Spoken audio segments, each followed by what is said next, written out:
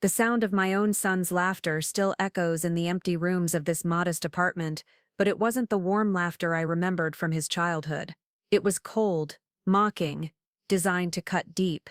Broken, pathetic, those were his exact words, delivered with the casual cruelty that only comes from someone who thinks they know your entire story. But here's the thing about stories. Sometimes the most important chapters are the ones people never bother to read. I'd love to know which corner of the globe you're watching from. And if this story speaks to you, make sure to subscribe. Tomorrow's video is one you absolutely can't miss. My name is Margaret Rose Williams, and at 68 years old, I've learned that the people closest to you can become the most dangerous strangers. For the past 3 years, I've been living in a small two-bedroom apartment in Riverside, California, surviving on what my son Derek believes is nothing more than social security checks and the occasional odd job. He's made it abundantly clear that he considers me a burden, a relic from a past he'd rather forget. What Derek doesn't know, what he's never bothered to ask about, is that the woman he dismisses so carelessly once ran the most successful catering business in Orange County. That the pathetic old lady he mocks in front of his wife and friends sold that business 15 years ago for a sum that would make his mortgage look like pocket change. But I've kept that truth locked away, watching, listening, learning who my son really is when he thinks no one important is paying attention. The morning it all started to unravel began like any other Tuesday. I was in my small kitchen, making coffee in the same chipped ceramic mug I'd used for years, when my phone buzzed with a text from Derek. Need to talk. Coming over at 2. Don't make plans. No greeting, no politeness, just the blunt demand of someone who saw me as an inconvenience rather than the woman who had raised him single-handedly after his father walked out when Derek was barely 6 years old. I remember staring at that text for a long moment, my coffee growing cold in my hands. There was something in the tone that felt different, more aggressive than his usual dismissive messages. Derek had been particularly distant lately, ever since he'd gotten promoted to regional sales manager at his pharmaceutical company. Success had made him harder, meaner, as if kindness was a luxury he could no longer afford. By 2 o'clock, I had tidied the small living room, put away the financial documents I'd been reviewing, and changed into what Derek would certainly consider my poor old lady uniform, a faded cardigan over a simple blouse, worn but clean pants, and the comfortable sneakers that had seen better decades. I'd learned over the years that looking too put together only seemed to irritate him more, as if any sign that I was doing well was somehow an affront to his narrative about my circumstances. The knock on my door was sharp, impatient. Derek didn't wait for me to invite him in.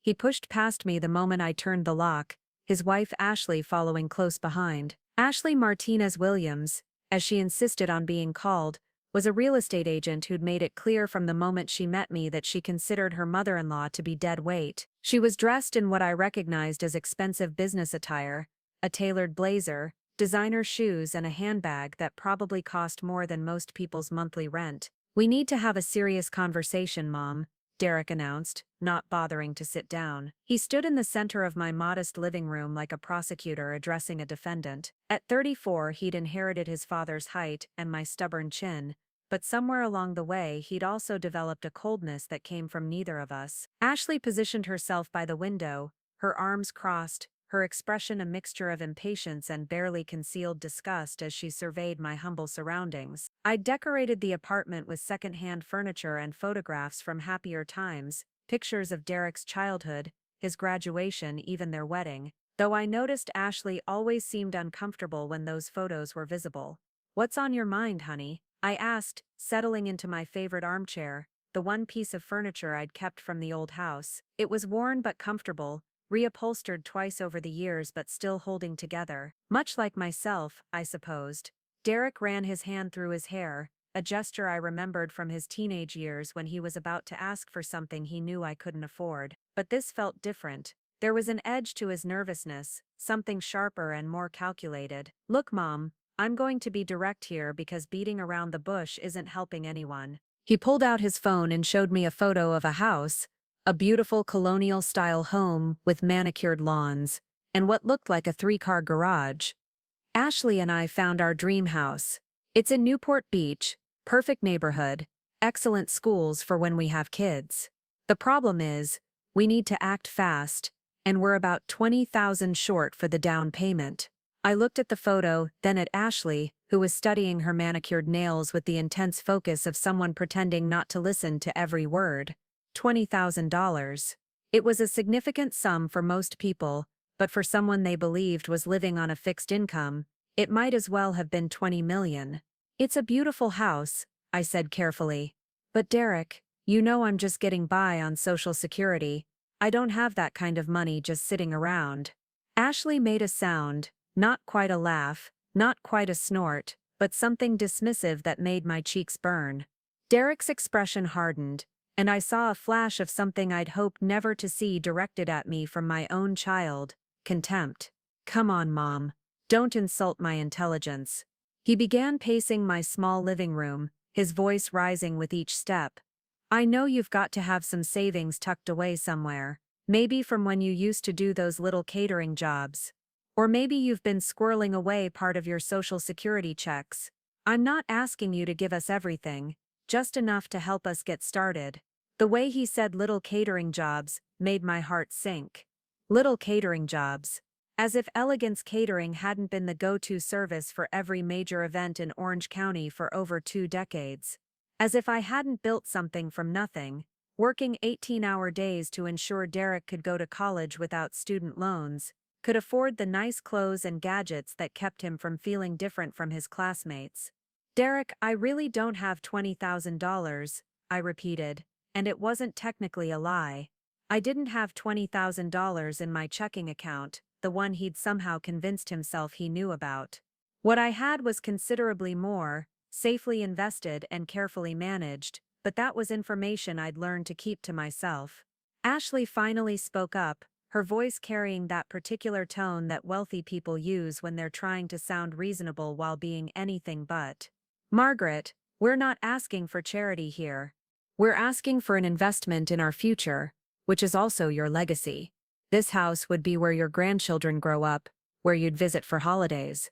We're trying to build something meaningful here. The assumption that I should be grateful for the privilege of visiting them in their dream house, funded by money they believed I couldn't afford to give, was breathtaking in its presumption. But I'd learned to keep my reactions measured, to let people reveal themselves fully before responding. I understand that this is important to you both, I said slowly, but I genuinely don't have that kind of money available. Have you considered a different loan program, or maybe waiting a few more months to save up the additional funds? Derek stopped pacing and turned to face me, his expression transitioning from frustration to something uglier. Waiting isn't an option, Mom. The market is competitive, and this house won't be available in a few months. We need to move now, and frankly, I think you're being selfish. Selfish. The word hit like a physical blow. This from the son I'd raised alone, working 2 jobs after his father left us with nothing but debt and broken promises. The son I'd sent to private school by catering events every weekend for 3 years straight. The son whose college tuition I'd paid by working Christmas parties and New Year's galas when other mothers were home with their families. I've never asked you for anything, Derek continued, his voice rising. Not when you were struggling to keep the lights on when I was a kid, not when you were working yourself to death with those catering gigs. I put myself through college, I built my career, I never came to you with my hand out. And now, the one time I ask for help with something this important, you're going to sit there and tell me you can't help your own son. The rewriting of history was stunning in its completeness. Derek had never asked for anything because I'd anticipated his needs and met them before he'd ever had to ask. The struggling single mother he remembered had actually been a successful businesswoman who'd chosen to live modestly to ensure he never felt the instability that had marked my own childhood. Ashley moved closer to Derek, placing a supportive hand on his arm. We just thought that family was supposed to help family, she said, her voice soft but loaded with implication. When my parents needed help with their restaurant renovation, we were there for them. It's what you do when you love someone. The comparison was particularly galling because Ashley's parents owned 3 successful restaurants and hadn't needed help so much as they'd wanted their daughter and son-in-law to feel invested in the family business. But I said nothing, letting them build their case against my character. Derek sat down heavily on my couch, putting his head in his hands. I just don't understand, Mom. You live in this tiny apartment. You shop at thrift stores. You clip coupons like it's a part-time job. What are you saving your money for? You're 68 years old. What's the point of hoarding whatever little bit you have when you could be helping the people who matter most to you? There it was. The assumption that because my lifestyle appeared modest, my resources must be equally limited. The possibility that I might be living below my means by choice, that I might have learned the value of financial security through hard-won experience, never seemed to occur to him. I'm not hoarding anything, Derek, I said quietly.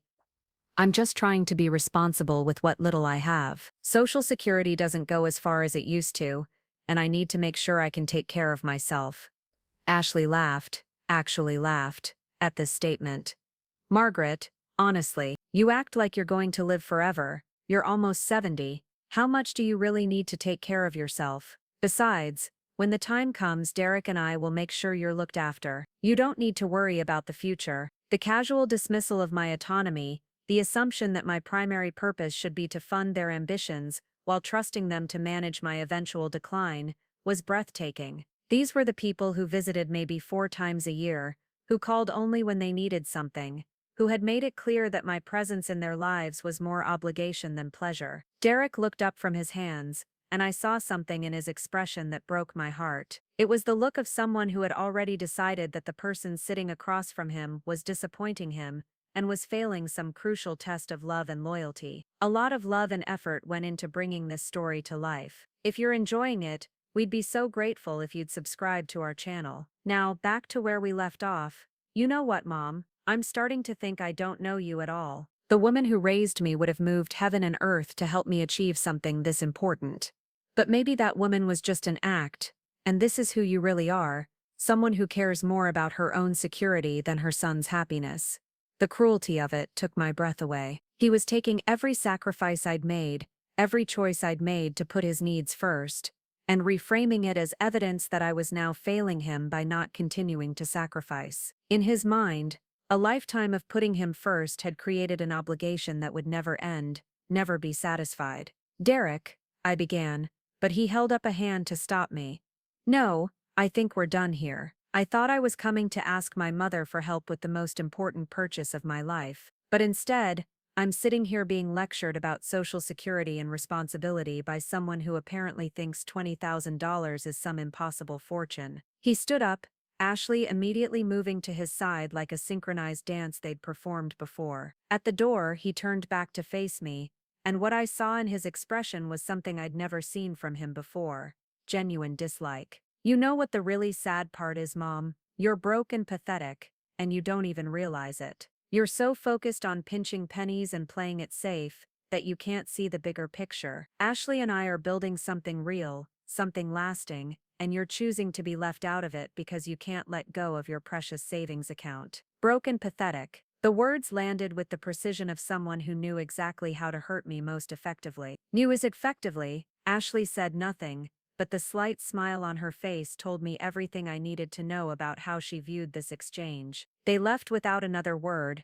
the door closing behind them with a finality that seemed to echo through my suddenly too quiet apartment. I sat in my armchair for a long time after they were gone, watching the afternoon light fade through my small windows, processing what had just happened. My son thought I was broke and pathetic. My daughter-in-law thought I was a selfish old woman hoarding pennies while they struggled to achieve their dreams. They both believed that my primary value lay in whatever financial support I could provide, and my failure to provide it had revealed me as someone fundamentally lacking in love and generosity. What they didn't know, what they had never bothered to learn, was that Margaret Rose Williams had $12 million sitting in carefully managed investment accounts, the result of building and selling one of the most successful catering businesses in Southern California. They didn't know that I could have bought their dream house outright, paid cash, and still had enough left over to ensure their children's college educations and their own comfortable retirement. But they had shown me something far more valuable than money.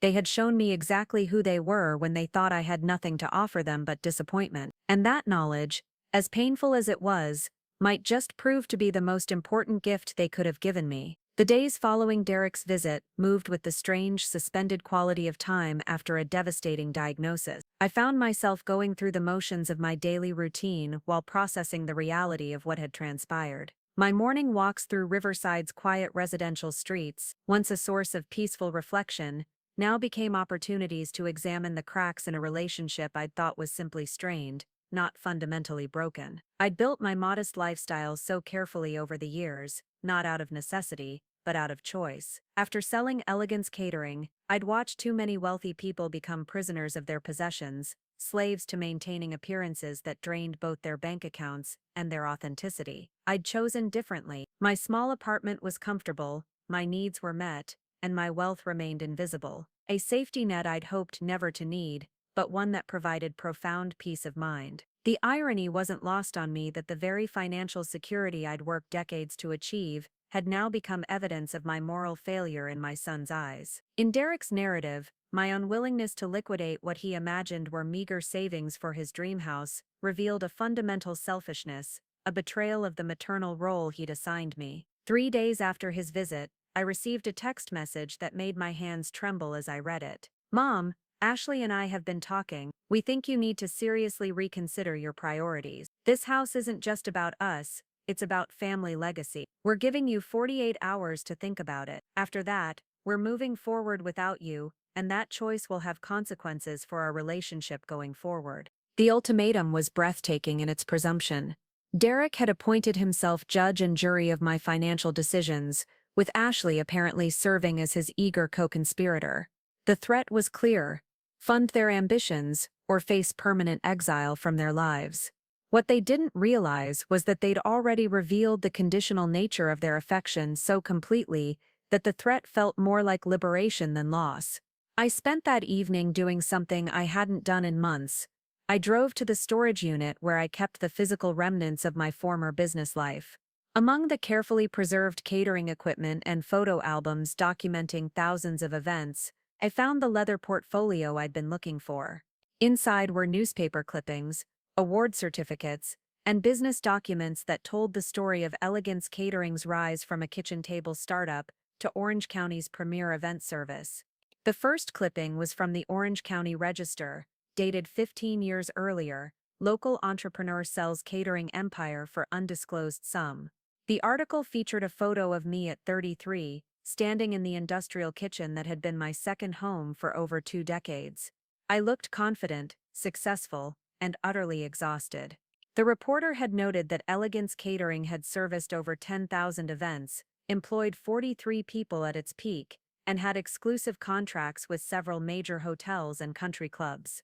The undisclosed sum mentioned in the article was $12.7 million after taxes and the generous severance packages I'd provided to every employee. I'd kept $3.7 million in liquid investments and used the rest to purchase blue-chip stocks and municipal bonds, creating a portfolio that had grown steadily even through economic downturns. Reading through these documents, I was struck by how completely I'd erased this version of myself from Derek's understanding of who I was. He knew I'd run a catering business, but in his memory it was a small operation, a way for a struggling single mother to make ends meet. He'd never asked about the scope of it, never wondered why someone running a failing business could afford his private school tuition or his summer camps. But then, Derek had never been particularly curious about my inner life or my experiences that didn't directly relate to him. Even as a child, he'd accepted the comfortable life I'd provided without questioning its source. When other kids talked about their parents' jobs,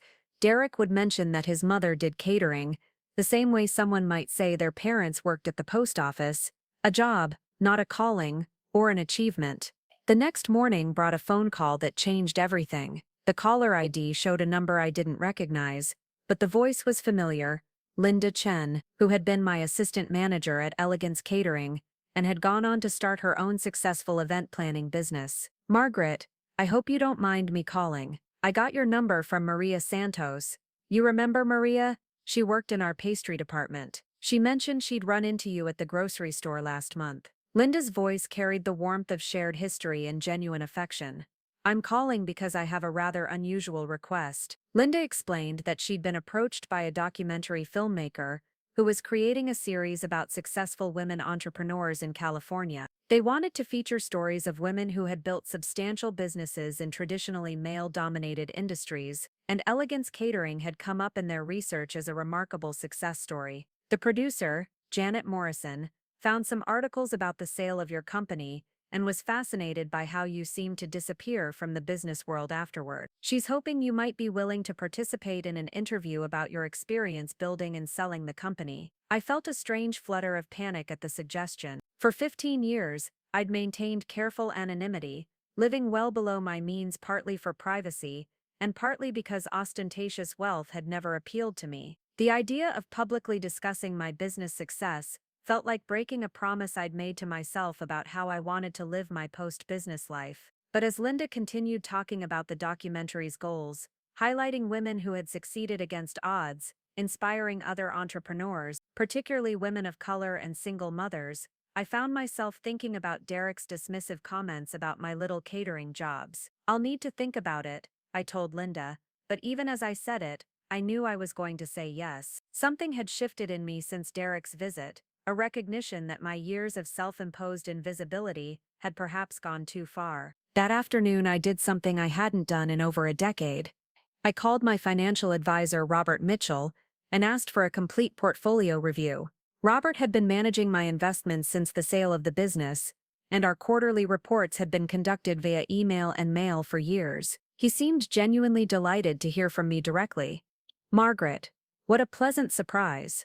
I was just reviewing your portfolio this morning, actually. You'll be pleased to know that your investments have performed exceptionally well. With the market growth over the past few years and your conservative but strategic approach, your current net worth is sitting at just over $14.2 million. $14.2 million. The number was almost abstract in its magnitude, so far removed from my daily experience of grocery store coupons and thrift store shopping, that it felt like information about someone else's life. Robert, I may need to make some changes to how I'm managing things. I'm considering becoming a bit more visible in my financial affairs." "Of course. Are you thinking about making some larger purchases? Travel? A new home? You've been remarkably disciplined about living below your means, which has served you extraordinarily well, but there's certainly room in your budget for increased lifestyle spending if that's what you're interested in." I thought about Derek's dream house, about the $20,000 that had seemed like such an insurmountable sum to him. $20,000 was roughly what my investments earned in interest every 4 days. "Actually, Robert, I'm thinking about making some strategic moves. I may want to purchase some real estate, and I'm considering some charitable contributions. Can you prepare a summary of my liquid assets? I may need to make some significant transactions in the near future." After I hung up with Robert, I sat in my kitchen with a cup of tea staring at my phone. Derek's 48-hour ultimatum was ticking down, and for the first time since his visit, I felt something other than hurt and disappointment. I felt curious about what would happen if I simply let his deadline pass without response. The documentary interview was scheduled for the following week. Janet Morrison, the producer, had been enthusiastic about the project when Linda connected us. She'd done extensive research into Elegance Catering's history and seemed genuinely impressed by what I'd built. "Mrs. Williams, your story is exactly what we're looking for," she'd said during our phone conversation. "A single mother who built a multi-million-dollar business from nothing, who provided employment for dozens of people, who became a significant figure in Orange County's hospitality industry, and then chose to step back from the spotlight entirely. It's a fascinating trajectory, and honestly, it's quite unusual for someone with your level of success to maintain such privacy afterward." What Janet didn't know was that my privacy hadn't been entirely by choice. I'd stepped back from visibility, partly because Derek had seemed uncomfortable with his mother's business success. As he'd grown older, particularly after he'd started dating Ashley, I'd sensed that my entrepreneurial background didn't fit the narrative they preferred about our family. It was easier to let them think of me as someone who'd done some catering than to navigate the complex dynamics that came with them knowing their mother was wealthier than they were. But Derek's ultimatum had changed something fundamental in that dynamic. If he was prepared to cut me out of his life for failing to fund his dreams, what exactly was I protecting by maintaining my financial anonymity? That evening, I called Maria Santos, my former pastry chef, who had become a dear friend over the years. Maria was one of the few people who knew about my financial situation and had often expressed bewilderment at my modest lifestyle. "Margaret, Mia, what's wrong? You sound different." I told her about Derek's visit, about the ultimatum, about the documentary opportunity. Maria listened without interruption, making small sounds of sympathy and outrage at appropriate moments. Margaret, I'm so sorry, but I'm not surprised if I'm being honest. That boy has always taken you for granted. Even when he was little, when you were working yourself to death to give him everything, he acted like it was just what mothers do, like it was owed to him. Maria had worked for me during Derek's teenage years, and had witnessed firsthand the sacrifices I'd made to ensure his comfort and opportunities. She'd seen me work 18-hour days during wedding season, come in at 4 in the morning to prepare for major events, and skip family vacations so Derek could attend expensive summer programs. "What are you going to do about the deadline?" she asked. "I'm going to let it pass," I said, and as I spoke the words, I felt a weight I hadn't even realized I was carrying begin to lift. I'm going to see what happens when Derek discovers that his ultimatum doesn't have the power he thinks it does. And the documentary, I think I'm going to do it. I think it's time people knew who Margaret Williams really is. After I hung up with Maria, I sat in my living room looking at the framed photographs of Derek's childhood. There he was at 8, grinning with chocolate cake on his face at a birthday party I'd catered myself after working a full day. At 12, posing proudly with his first-place science fair trophy, the project supplies were purchased with money I'd earned from a weekend wedding that had required 16 hours on my feet. At 18, in his graduation cap and gown, heading off to a college education that had cost me 3 years of 7-day work weeks. In every photo, he looked happy, secure, confident in his place in the world. I'd given him that security, that confidence, that unshakable belief that his needs would always be met. But somehow, in ensuring he never had to worry about money, I'd also ensured he never learned to value the source of that security. 48 hours passed without any response from me. Derek's deadline came and went in silence. On the morning of the third day, my phone rang. It was Ashley, her voice tight with barely controlled anger. "Margaret, Derek is extremely disappointed that you chose not to respond to his message. We take this as a clear indication of where your priorities lie. We want you to know that we've made an offer on the house using alternative financing, and will be moving forward with our lives without your involvement." The formality of her language, the careful distance of Derek is disappointed rather than speaking for herself, told me everything I needed to know about how they'd processed my silence. I'd failed their test, and now they were prepared to enact the consequences they'd threatened. "I'm sorry you feel that way, Ashley," I said quietly. "I hope the house works out for you both. We also think it would be best if we took a break from family gatherings for a while. Derek needs space to process your rejection of his request for help. A break from family gatherings." As if our relationship had been a series of warm, frequent connections, rather than the obligatory quarterly visits and stilted holiday dinners it had actually become. "I understand," I said, and I genuinely did. They needed me to be the villain in their story, the selfish mother who had chosen money over family. It was easier than examining the assumptions they'd made, or the way they'd approached me. After Ashley hung up, I sat in my kitchen with my morning coffee and opened my laptop. I had emails to send to Janet Morrison, confirming my participation in the documentary, to Robert Mitchell, asking him to prepare liquidity reports for several potential investments I was considering, and to Linda Chen, accepting her invitation to attend the Orange County Business Women's Association annual gala, an event I'd avoided for 15 years. If Derek wanted to cut me out of his life because he believed I was a broke and pathetic woman hoarding her meager savings, then perhaps it was time to stop being invisible. Perhaps it was time to let the world see exactly who Margaret Rose Williams really was. The documentary filming took place on a crisp Thursday morning in Newport Beach, at the Balboa Bay Resort, where Elegance Catering had once managed some of its most prestigious events. Janet Morrison had chosen the location deliberately, wanting to capture me in an environment where my former professional life had flourished. Standing in the resort's elegant ballroom, surrounded by crystal chandeliers and ocean views,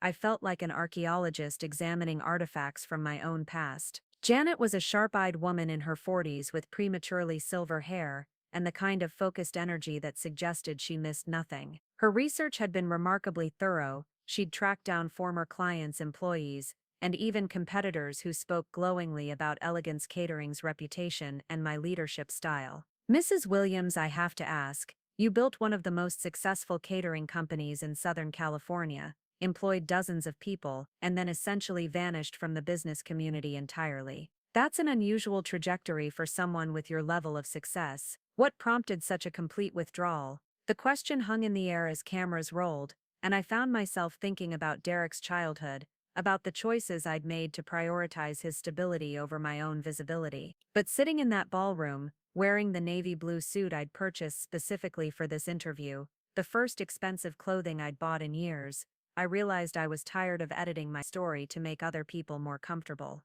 I think I convinced myself that being a good mother meant making my success invisible, I said finally. My son was young when I was building the business, and I worried that having a mother who was prominent in the business community might somehow burden him. I wanted him to feel normal, to not have to carry the weight of other people's expectations about what it meant to be Margaret Williams' son. Janet leaned forward, her expression intensely interested. But surely he was proud of what you'd accomplished. Building a business from nothing while raising a child alone is extraordinary. I paused, considering how to answer truthfully without betraying Derek completely. I think children often take their circumstances for granted. To Derek, having a comfortable life was simply normal. He never really questioned where that comfort came from or what it cost to provide it. What I couldn't say on camera, was that Derek had not only taken my success for granted, he'd actively seemed embarrassed by it. During his high school years, when Elegance Catering was at its peak, he'd asked me not to mention my business when meeting his friends' parents. When teachers or counselors praised my entrepreneurial success, he'd deflect with jokes about mom's little catering thing. The interview continued for 3 hours, covering everything from my early struggles as a single mother to the strategic decisions that had grown Elegance Catering into an industry leader. Janet was particularly interested in my decision to sell the business at its peak, rather than continuing to expand. You could have franchised, gone national, built an empire. Instead, you sold everything and disappeared. Do you ever regret that choice? I thought about the question seriously before answering. At the time, I felt like I'd spent Derek's entire childhood building something for his future, ensuring his security. When I sold the business, he was graduating college, starting his career, becoming independent. I thought I could finally step back and just be his mother, rather than the woman working 18-hour days to pay for his education. And now, 15 years later, now I'm beginning to think that stepping back so completely may have been a mistake. Not financially, the investment returns have been excellent, but personally, professionally, I may have made myself too invisible, even to the people who matter most to me. After the filming wrapped, Janet walked with me to the resort's terrace, where we could speak more privately. The afternoon sun sparkled on the harbor, and I could see sailing boats dotting the horizon like white butterflies. Margaret, I hope you don't mind me saying this, but there's something about your story that doesn't quite add up, Janet said carefully. The way you talk about your son, the way you describe stepping back from visibility, it sounds like you're protecting someone who may not deserve that protection. Her perceptiveness was both uncomfortable and oddly liberating. Family relationships are complicated, I said. Sometimes love looks like sacrifice, and sometimes sacrifice looks like enabling. I'm still figuring out which one I've been doing. Janet handed me her business card. When this documentary airs, people are going to be interested in Margaret Williams again. You might want to think about whether you're ready for that visibility, and whether the people in your life are prepared to see you as you really are. Driving home from Newport Beach, I felt a strange mixture of exhilaration and anxiety. The interview had forced me to articulate things I'd never quite admitted to myself, that my withdrawal from professional life had been as much about managing Derek's comfort with my success as it had been about wanting to focus on family. The next few days brought a series of phone calls that reminded me how extensive my former professional network had been. Word had somehow gotten out about the documentary, and suddenly I was hearing from people I hadn't spoken to in years. The first call came from Patricia Hoffman, who had been my closest competitor during Elegance Catering's heyday. We'd maintained a respectful rivalry for years before eventually developing a genuine friendship based on mutual respect for each other's work. Margaret Williams, you secretive woman, Patricia's voice carried across the line with warmth and mock accusation. I heard through the grapevine that you're finally coming out of hiding. It's about time. Do you have any idea how many times over the years I've had clients ask if I knew how to reach you? Patricia explained that despite being officially retired, she still received inquiries from high-end clients, specifically requesting Elegance Catering services. Your reputation has outlasted your business by 15 years. People still talk about the Donnelly wedding in 2008, the governor's charity gala in 2009. You set a standard that, frankly, the rest of us are still trying to match. The conversation was flattering, but also unsettling. I'd assumed that stepping away from the business world would mean being quickly forgotten, replaced by newer, hungrier entrepreneurs. Learning that my professional legacy had persisted in my absence was both gratifying and troubling. Troubling because it highlighted how completely I'd abandoned that identity. The second significant call came from an unexpected source, Dr. Rachel Kim, a business professor at UC Irvine who specialized in women's entrepreneurship. She'd somehow gotten my number and was calling to invite me to speak at a symposium on women who built Orange County's economy. Mrs. Williams, your story is exactly what we need to highlight. You represent a generation of women who built significant businesses often while managing family responsibilities alone, and then chose to step back rather than seek continued recognition. We think that perspective would be invaluable for current and aspiring entrepreneurs. The idea of public speaking made my stomach clench with anxiety. I'd done plenty of client presentations during my business years, but those had been about menus and logistics, not about my personal journey or professional philosophy. Still, something about Dr. Kim's invitation appealed to me. What would you want me to talk about? I asked. Honestly, we'd like you to talk about the choices you made, building the business, selling it, stepping back from visibility. We'd like you to discuss what success means when you're balancing professional ambition with other life priorities. And we'd particularly like you to address whether you think your approach was sustainable or whether there might have been other ways to manage that balance. The question was pointed, almost challenging, and I found myself intrigued by the intellectual exercise it represented. Can I think about it? Of course. But Margaret, I hope you'll say yes. We have a lot of young women in our program who are trying to figure out how to build businesses without sacrificing everything else. Your story, whatever conclusions you've drawn from it, could be incredibly valuable to them. That evening I did something I hadn't done since Derek's ultimatum. I called him. Not to capitulate to his demands, not to explain my position, but simply to inform him about the documentary and the speaking opportunities that were arising. The phone rang 4 times before he answered, his voice cautious and slightly cold. Mom, is everything okay? I'm fine, Derek. I wanted to let you know about something that's happening in my life that you might hear about from other sources. I explained about the documentary, about Janet Morrison's research into Elegance Catering, about the speaking invitations that were starting to come in. Derek was quiet for a long moment after I finished. I don't understand, he said finally. You're doing interviews about the catering business? Why now? And what do you mean people are asking you to speak at events? The confusion in his voice was genuine, and I realized that he truly had no understanding of the scope or significance of what I'd built before selling the company. In his mind, Elegance Catering had been a small operation, something I'd done to make ends meet, not a multi-million-dollar enterprise that had been a significant player in Orange County's hospitality industry. Derek, I think there are things about my business career that you never really understood. The documentary is going to cover the full scope of what Elegance Catering was, and honestly, it might be surprising to you. What do you mean? His voice carried a note of suspicion now, as if he sensed that some fundamental assumption was about to be challenged. I mean that the business was larger and more successful than you realized. When I sold it 15 years ago, it was a significant transaction. The documentary is going to cover that success, and it's possible that it will generate renewed interest in my professional background. Another long silence. Then how successful are we talking about? The question hung between us. loaded with implications. This was the moment where I could continue protecting Derek from information that might make him uncomfortable, or I could begin telling the truth about who I was and what I'd accomplished. Successful enough that my financial situation is probably quite different from what you assumed when you asked me for help with your house. I heard him take a sharp breath. What are you saying, Mom?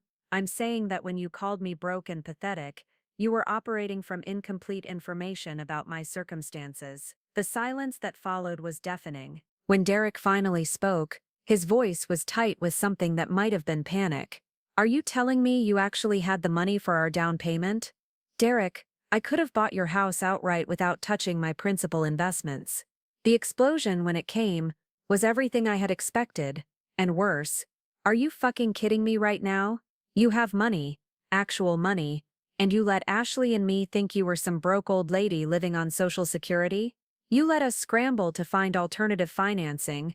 You let us think you were selfish and pathetic, when the whole time you could have helped us easily. His rage was volcanic, and I found myself oddly calm in the face of it. Derek, you never asked about my financial situation. You made assumptions, and then you demanded that I conform to those assumptions. When I didn't, you decided I was a disappointment. Because you lied to us. You've been lying to us for years, living in that shitty little apartment, shopping at thrift stores, acting like you couldn't afford basic things, when apparently you're sitting on some fortune. I never lied to you. I live modestly because I choose to live modestly. I've never pretended to be poor. You assumed I was poor because my lifestyle looked that way to you. This is insane. This is absolutely insane. Ashley is going to lose her mind when I tell her. Do you have any idea what you've put us through? The stress, the additional loan costs, the humiliation of thinking my own mother wouldn't help us with something this important. I felt a familiar urge to apologize, to soothe his anger, to take responsibility for his emotional state, but something had shifted in me since his ultimatum, since Ashley's formal dismissal, since Janet Morrison's probing questions about whether I'd been protecting someone who didn't deserve that protection. Derek, I'm going to ask you to think about something. When you came to me asking for money, you didn't ask if I could help. You didn't inquire about my financial situation or express concern for my well-being. You demanded $20,000, and when I said I didn't have it available, you called me selfish, broke, and pathetic. You gave me an ultimatum and then cut me out of your life when I didn't comply, because we thought you thought I was poor, so my reluctance to give you money was evidence of moral failure. Now that you know I'm not poor, your anger isn't about the lying. It's about the fact that I had resources and chose not to share them with you. In both scenarios, your primary concern is whether I'm useful to you financially. The truth of that statement seemed to penetrate even Derek's fury, because he fell silent. The documentary is going to air in 3 months, I continued. After that, people will know who I used to be professionally, and probably what my current situation is financially. I wanted you to hear it from me first, rather than finding out from someone else, or from media coverage. Media coverage. Derek's voice cracked slightly. What kind of media coverage? The kind that happens when people realize that Margaret Rose Williams, who built one of Orange County's most successful catering companies, has been living quietly in Riverside for 15 years. People are going to be curious about that story. I could practically hear Derek's mind racing, probably calculating what this revelation would mean for his social standing, his professional reputation, his self-image as someone who had succeeded independently of family wealth. I need to talk to Ashley, he said finally, his voice hollow. I need to process this. This changes everything. Yes, I agreed. It does change everything. The question is what we do with that change. After Derek hung up, I sat in my living room feeling lighter than I had in weeks. The secret was out, at least partially. Soon it would be completely out, visible to anyone who cared to look. After 15 years of invisibility, Margaret Rose Williams was about to become visible again, and for the first time since this whole ordeal began, I found myself looking forward to what would happen next. The UC Irvine Symposium was scheduled for the following Tuesday, and I found myself spending more time preparing for the presentation than I'd spent on any business proposal during my corporate years. The topic Dr. Rachel Kim had assigned me was both deeply personal and professionally challenging: strategic invisibility, when success becomes a secret worth keeping. As I worked on my presentation in the days following my explosive phone call with Derek, I began to understand that this speaking engagement wasn't just about sharing my business experience with graduate students. It was about examining the choices I'd made and their long-term consequences, not just for my career, but for my relationships and my sense of self. The research I conducted for the presentation was revelatory. I discovered that Elegance Catering had been mentioned in dozens of business case studies over the years, cited as an example of successful niche market domination and strategic exit timing. Food and Wine magazine had featured us in a retrospective article about the golden age of California catering just 2 years earlier. The Orange County Business Journal had included me in their most influential Women of the Decade list for 2010, despite my having already sold the company and withdrawn from public view. All of this recognition had happened without my knowledge or participation. While I'd been living quietly in Riverside, clipping coupons and shopping at thrift stores, the business world had continued to celebrate and analyze the company I'd built. The disconnect was both humbling and deeply unsettling. The morning of the symposium, I stood in front of my bedroom mirror, wearing a charcoal gray power suit I'd purchased specifically for the occasion. The woman looking back at me was someone I barely recognized, professionally dressed, confident, ready to command a room full of business students and faculty. It had been 15 years since I'd inhabited this version of myself, and I was surprised by how natural it felt to step back into her. The UC Irvine campus was bustling with the energy of a major research university.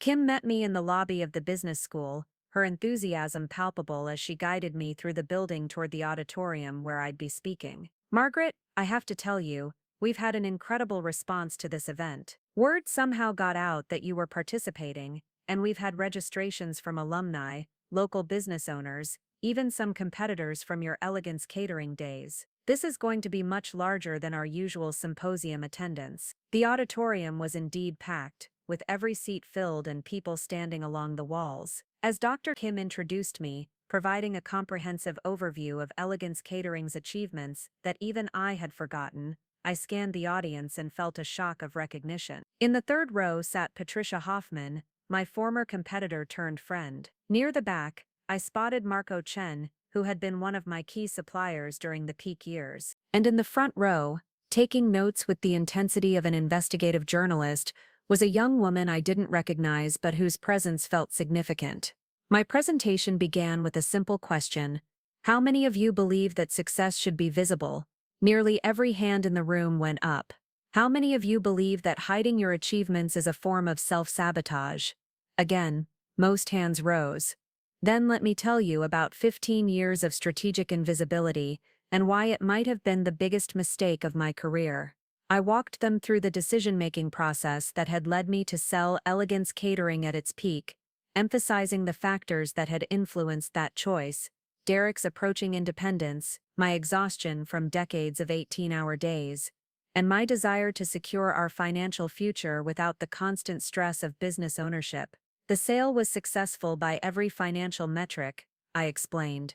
I received full market value for the company, my employees were protected, and my personal wealth was secured for life. But what I didn't anticipate were the psychological and social consequences of stepping away so completely from professional visibility. I described the gradual erosion of my professional identity, the way former colleagues had initially stayed in touch, but eventually stopped calling, when I consistently declined invitations to industry events. I talked about how my own son had come to see me as someone who had done some catering, rather than someone who had built and led a significant business enterprise. Strategic invisibility seemed like a gift I was giving to my family, I continued. I thought that by minimizing my professional achievements, I was allowing my son to develop his own identity without being overshadowed by his mother's success. What I didn't realize was that I was also teaching him to undervalue both entrepreneurship and the sacrifices that successful people make to achieve their goals.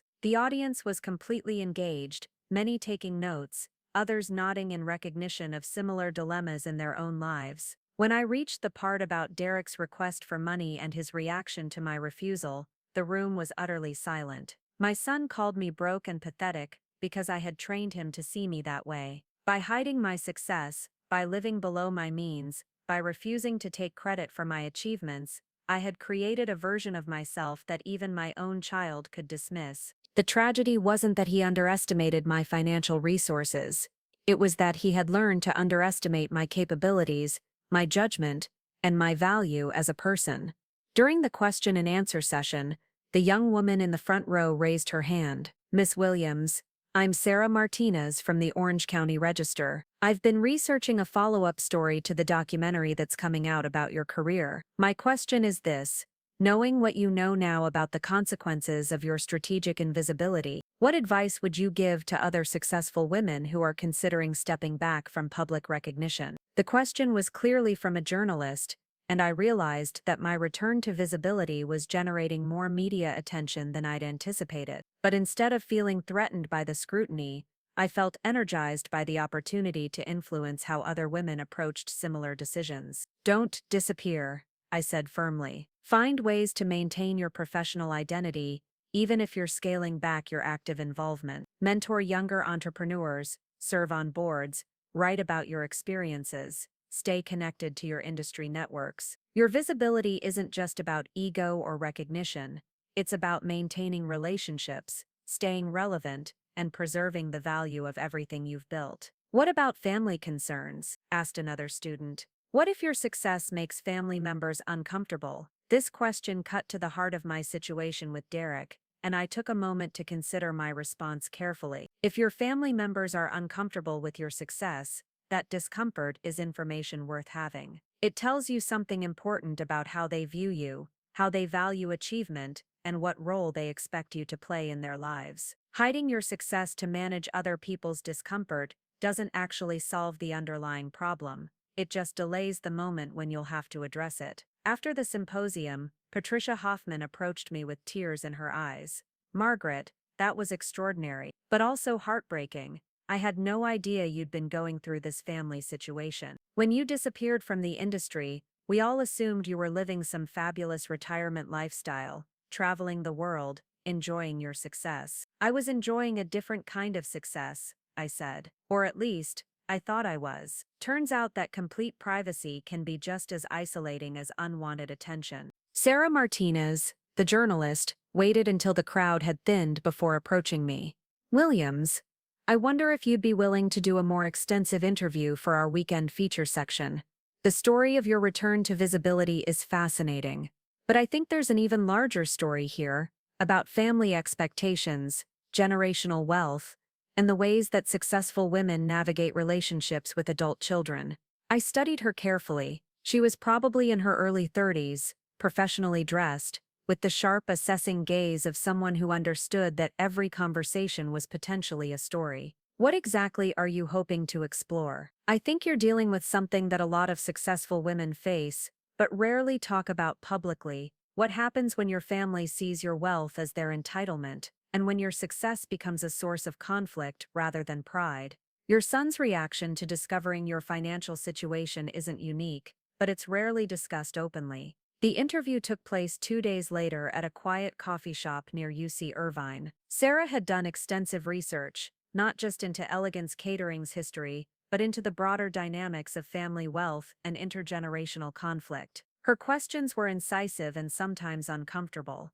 "When your son demanded $20,000 for his house down payment, why didn't you just give it to him? $20,000 is a relatively small amount relative to your total wealth." I'd been expecting this question, but it still made me pause, because money was never really the issue. Derek wasn't asking for help, he was demanding compliance. He had decided that I owed him financial support, and when I didn't immediately provide it, he concluded that I was selfish and pathetic. Giving him the money would have reinforced the idea that his assessment of my character was valid, and that my value to him was primarily financial. "But you could have explained your financial situation instead of letting him think you were broke." I could have. But Derek never asked about my financial situation. He made assumptions based on my lifestyle, and then built his entire argument on those assumptions. If I had immediately corrected him, he would have learned that being wealthy meant I owed him money, rather than learning that his approach to asking for help was problematic. Sarah leaned forward, clearly intrigued.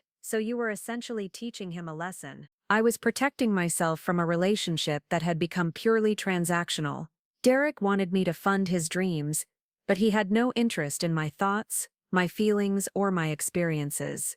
If he had approached me with curiosity about my life, with concern for my well-being, with respect for my autonomy, the conversation about money would have been entirely different. What do you think will happen when your documentary airs and your financial situation becomes public knowledge? This question made me genuinely uncomfortable, because I honestly didn't know. Derek is going to have to reconcile the mother he thought he knew with the woman I actually am. That might bring us closer together, or it might drive us further apart. But either way, it will be based on truth rather than assumptions. The article, when it was published the following weekend, was more extensive and more personal than I'd expected. Sarah had titled it The Invisible Millionaire, When Success Becomes a Family Secret, and she'd managed to weave together my business story, my family dynamics, and the broader social issues around women, wealth, and family expectations. The response was immediate and overwhelming. My phone began ringing with interview requests from other media outlets. The University of Southern California's Business School invited me to serve as a guest lecturer. A publisher reached out about the possibility of writing a book about my experiences. Most significantly, I received a call from Derek. His voice was strained, formal, unlike any conversation we'd ever had. "Mom, I saw the article in the Register.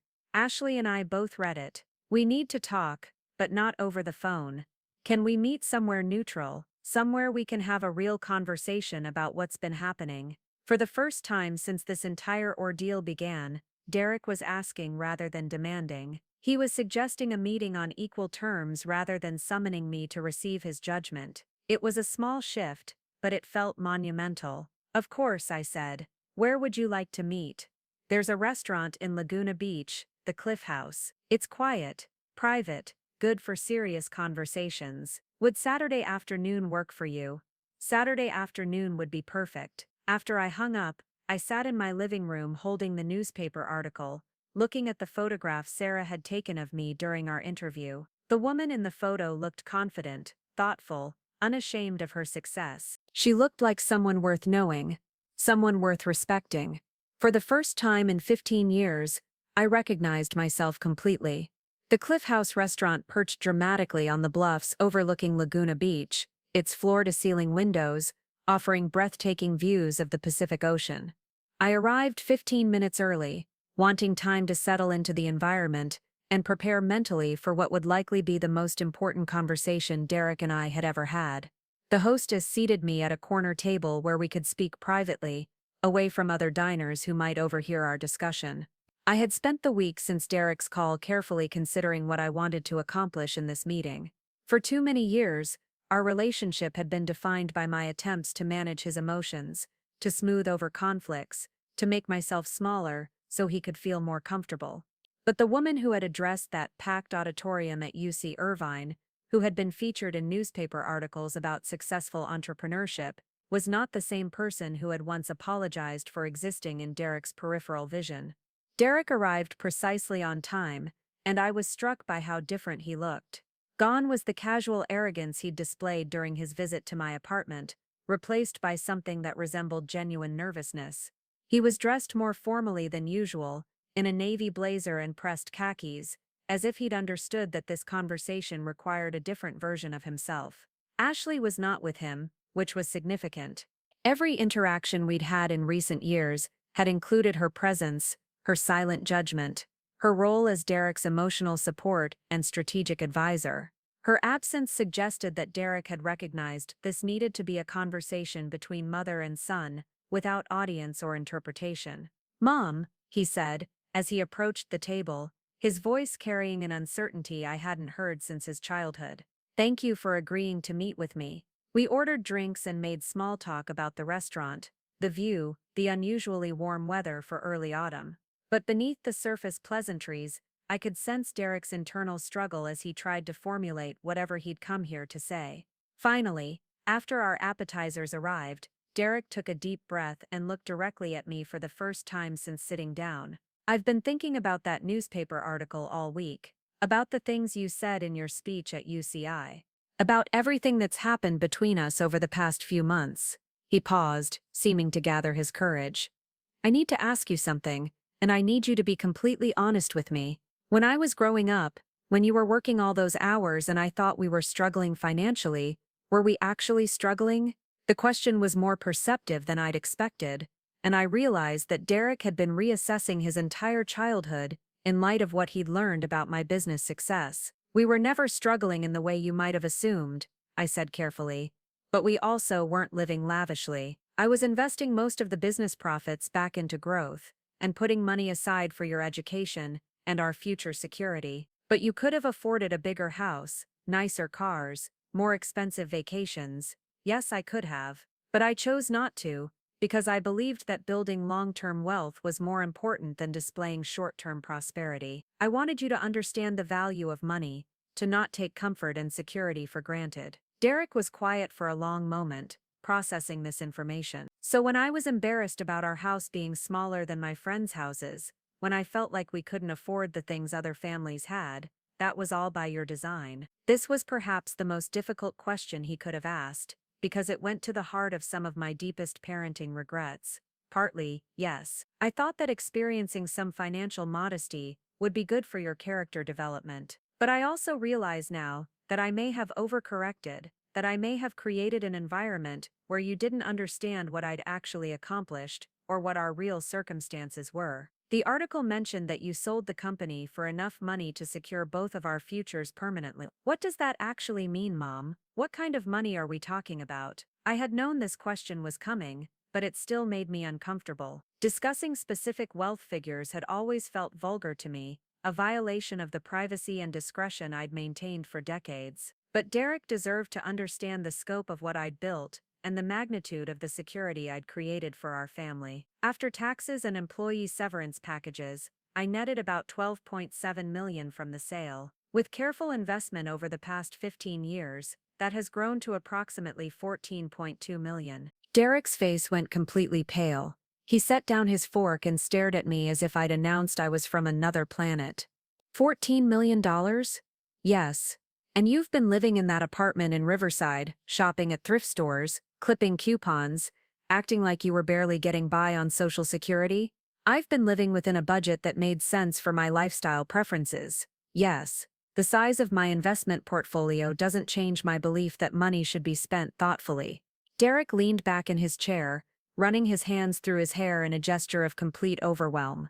This is insane. This is absolutely insane. Do you understand what this means? It means that when Ashley and I were stressing about our down payment, when we were arguing about whether we could afford the house, when I was working overtime to try to increase our savings, you could have solved our entire problem with what amounts to pocket change for you. Derek, $20,000 is not pocket change for anyone, regardless of their net worth. But you're missing the larger point. The issue was never whether I could afford to help you. The issue was how you approached asking for that help. What do you mean? I leaned forward, choosing my words carefully. When you came to me asking for money, you didn't ask about my well-being, my thoughts about your house choice, or my feelings about being able to help my son with a major life decision. You demanded money, and when I didn't immediately comply, you insulted me and issued an ultimatum. You treated me like a bank that was failing to provide expected services. Derek's face flushed with what looked like shame. I thought you were being stubborn about giving up your small savings. I thought you were prioritizing your own security over our future. And what do you think now? Now I think, he struggled with the words. Now I think I completely misunderstood who you are and what you've accomplished. And I think I may have inherited some really terrible ideas about what children are entitled to expect from their parents. This admission was more self-aware than anything I'd heard from Derek in years, and I felt a flicker of hope that we might be able to rebuild our relationship on a more honest foundation. Tell me about those terrible ideas, I said gently. Derek was quiet for several minutes, looking out at the ocean as he gathered his thoughts. Ashley and I have been talking a lot since that newspaper article came out.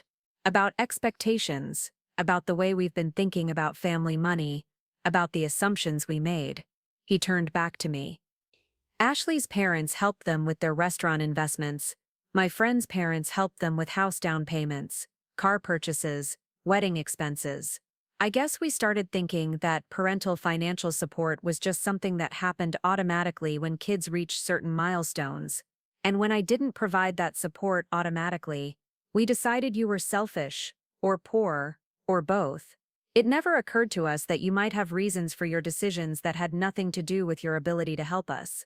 The conversation was interrupted by our server refilling water glasses and checking on our meal. During the pause, I studied Derek's face, looking for signs of the manipulative charm he'd used so effectively in the past when he wanted something from me. But what I saw instead was genuine confusion and what appeared to be authentic remorse. Derek, can I ask you something now? Of course. Why didn't you ever ask me about my business? About what it was like to build Elegance Catering, or what I learned from that experience, or how I felt about selling it?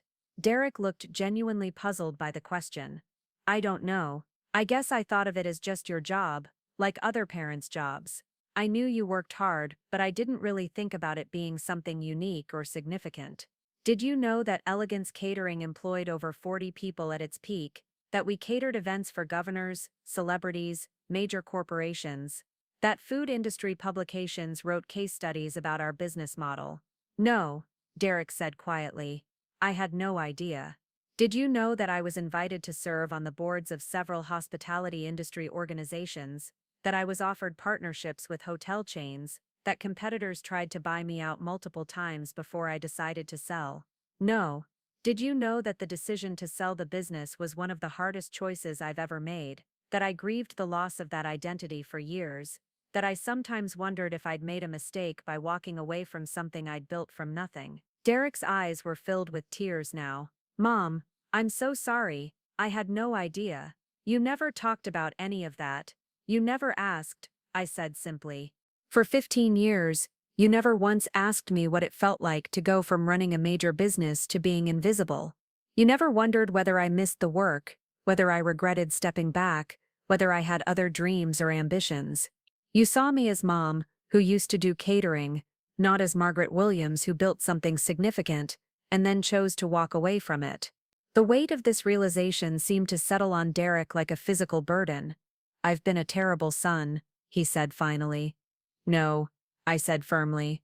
You've been a son who was allowed to take his mother for granted because his mother was too afraid of making him uncomfortable to insist on being seen fully. This is not entirely your fault, Derek.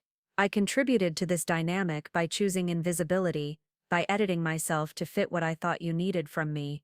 But that doesn't excuse the way I talked to you, calling you broke and pathetic, giving you ultimatums, cutting you off when you didn't do what I wanted. That was cruel, Mom. And it was wrong. Yes, it was. The directness of my agreement seemed to surprise him. In the past, I would have minimized his behavior, made excuses for his choices, taken responsibility for provoking his anger. But the woman sitting across from him now was not interested in managing his guilt or protecting him from the consequences of his actions. I don't know how to fix this, Derek said. I don't know how to undo the damage I've done to our relationship. You start by seeing me as a complete person instead of just as your mother. You start by being curious about my life, my thoughts, my experiences. You start by treating me with the same respect you'd show to any other successful person you'd want to maintain a relationship with. And the money? The house situation? I had been dreading this part of the conversation, but I'd also been preparing for it. Derek, I'm willing to help you and Ashley with your house purchase, but under different terms than you originally proposed. His face brightened with hope. What kind of terms? I'll provide the $20,000 for your down payment as an interest-free loan, to be repaid over 5 years. Additionally, I'll match whatever amount you save toward the principal reduction each year, essentially helping you pay off your mortgage faster if you demonstrate consistent financial responsibility. Derek looked confused. Why a loan instead of a gift? You clearly don't need the money. Because gifts create entitlement, and loans create accountability. I want you to understand that my money comes with expectations, not the expectation that you'll be grateful to me forever, but the expectation that you'll treat it with the same respect I've shown in building and preserving it. That's fair, Derek said, though I could see him struggling with the concept of having to repay money from his own mother. There's one more condition, I continued. I want you and Ashley to attend financial planning sessions with my advisor, Robert Mitchell. Not because I think you're irresponsible with money, but because I want you to understand how wealth is built and maintained over time. I want you to see money as a tool for creating security and opportunity, not just as a means for acquiring things you want. Derek nodded slowly. I think that makes sense. Actually, I think Ashley would be really interested in that. She's always been better with financial planning than I am. The remainder of our lunch was spent discussing practical details, when he'd like to schedule the loan paperwork, how the repayment schedule would work, when they might meet with Robert Mitchell. But underneath the logistics, something fundamental had shifted in our dynamic. Derek was asking questions instead of making demands, expressing gratitude instead of entitlement, treating me like a person whose wisdom and experience had value beyond the financial resources I could provide. As we prepared to leave the restaurant, Derek hesitated. Mom, I know I have a lot to make up for. The things I said, the way I treated you, the assumptions I made about who you are. I don't expect you to forgive me immediately, but I want you to know that I'm going to do better. I want to know you, the real you, not just the version of you that I needed you to be. I'd like that very much, I said. But Derek, it's going to require you to see me as Margaret Williams, not just as your mother. It's going to require you to be interested in my life, my choices, my perspectives, even when they don't directly benefit you. I understand. And I want that too. I want to know the woman who built a multi-million-dollar business, who made strategic decisions about her career and her family, who chose privacy over recognition for 15 years. I want to understand why you made those choices, and what you learned from them. Walking to our cars in the restaurant parking lot, I felt something I hadn't experienced in years.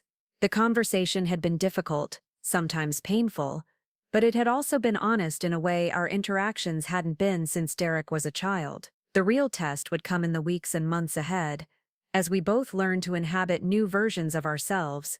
Derek as a son who saw his mother as a complete person, and me as a mother who was no longer willing to disappear for anyone's comfort, not even my own child's. The documentary Invisible Empires: Women Who Built California premiered on a Thursday evening in late October, broadcast simultaneously on PBS and streaming platforms nationwide. I watched it alone in my Riverside apartment, sitting in the same armchair where Derek had delivered his ultimatum months earlier. The woman on screen discussing the challenges of balancing motherhood with business leadership looked confident and articulate, but I barely recognized her as myself. Janet Morrison had done extraordinary work weaving together archival footage, interviews with former employees and clients, and current commentary from business analysts who contextualized Elegance Catering's success within the broader landscape of California's hospitality industry. The segment featuring my company lasted nearly 20 minutes of the hour-long documentary, and the narrative Janet had constructed was both flattering and deeply personal. Margaret Williams represents a generation of women entrepreneurs who succeeded not despite their family responsibilities, but because of their fierce determination to provide security for their children.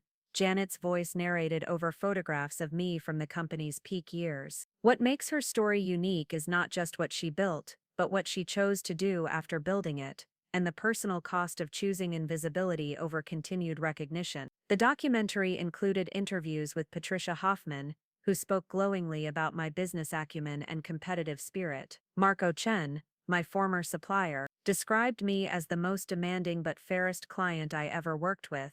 She expected excellence from everyone, but she provided the resources and support to achieve it. Most surprisingly, the documentary featured a brief interview with Governor Richardson's former chief of staff, who remembered Elegance Catering as the gold standard for state events. When you wanted an event to be flawless, you called Margaret Williams. But it was the final segment that took my breath away. Janet had somehow located and interviewed 3 of my former employees, women who had started as entry-level catering assistants and had gone on to build their own successful hospitality businesses. Each of them credited their time at Elegance Catering with teaching them not just operational skills, but leadership principles and business ethics that had shaped their careers. Margaret didn't just run a catering company, said Carmen Rodriguez, who now owned 2 restaurants in San Diego. She created a masterclass in entrepreneurship for everyone who worked with her. She taught us that success wasn't just about profit margins, it was about treating people well, delivering excellence consistently, and building something that would last. The documentary concluded with my recent UC Irvine presentation, footage that Janet had obtained with my permission. Seeing myself on screen discussing the consequences of strategic invisibility was jarring. The woman speaking looked like someone who had learned hard lessons and was determined to share them honestly. Within an hour of the documentary's conclusion, my phone began ringing with calls from numbers I didn't recognize. The first was from a producer at CNN, requesting an interview for a segment about successful women over 60 who were re-entering public life. The second was from the president of the National Association of Women Business Owners, inviting me to keynote their annual conference. The third was from a literary agent who had watched the documentary and believed my story would make a compelling memoir. But the call that mattered most came from Derek at nearly midnight, long past his usual bedtime. His voice was thick with emotion, and I could tell he'd been crying. "Mom, I just finished watching the documentary. I can't stop thinking about what those people said about you, about what you built, about how you treated your employees, about the impact you had on so many lives." He paused, struggling with his words. "I had no idea. I mean, I knew you were successful, but I didn't understand the scope of it, the significance of it." "What did you think about it?" I asked gently. "I kept thinking about how proud I should have been of you all these years, and instead I was embarrassed that my friends might find out my mother was in the service industry. I was ashamed of you, Mom, and you deserve to be celebrated." The raw honesty of his admission was both painful and liberating. "Derek, you were a child, and then a young adult trying to figure out your own identity. It's natural that you wouldn't have understood the full picture. But I'm 34 years old, and I still didn't understand it. Even after our conversation at the restaurant, even after you told me about your net worth, I didn't really grasp what you'd accomplished until I saw other people talking about it. I needed strangers to tell me that my mother was extraordinary." Over the following days, the response to the documentary grew beyond anything I had anticipated. The PBS website crashed temporarily due to streaming demand. Social media platforms filled with discussions about invisible women entrepreneurs and the cultural factors that encouraged successful women to diminish their achievements. Business schools began reaching out about case study development and guest lecture opportunities. Most significantly, I received a handwritten letter from Ashley, the first direct communication we'd had since her dismissive phone call months earlier. The letter was 3 pages long, written on expensive stationery, and represented a complete reversal from her previous attitude. "Dear Margaret," it began, "I owe you an apology that is long overdue, and probably inadequate for the harm I contributed to in our relationship. After watching the documentary and reading the subsequent media coverage about your career, I realized that I fundamentally misunderstood who you are and what you've accomplished. Derek and I have been having difficult but necessary conversations about the assumptions we made about your financial situation, and more importantly, about the way we treated you based on those assumptions. I am particularly ashamed of the role I played in encouraging Derek to see you as someone who was failing to meet family obligations, rather than as someone who was making thoughtful decisions about her resources and her relationships. I would very much like the opportunity to apologize to you in person, and to begin building a relationship based on respect and genuine interest in who you are, not just what role you can play in our lives. I understand if you're not ready for that conversation, but I wanted you to know that my perspective has fundamentally changed, and I take full responsibility for my part in the damage that was done." The letter continued with specific reflections on things Ashley had learned from the documentary about my business philosophy and leadership style, suggesting that she had genuinely absorbed the content rather than simply reacting to the revelation of my wealth. She concluded by expressing hope that we might eventually build the kind of relationship that honors the remarkable woman you are, rather than diminishing you to fit our limited expectations. I was still processing Ashley's letter when Derek called to ask if he and Ashley could visit me the following Sunday, not to discuss the house loan or any practical matters, but simply to spend time together as family.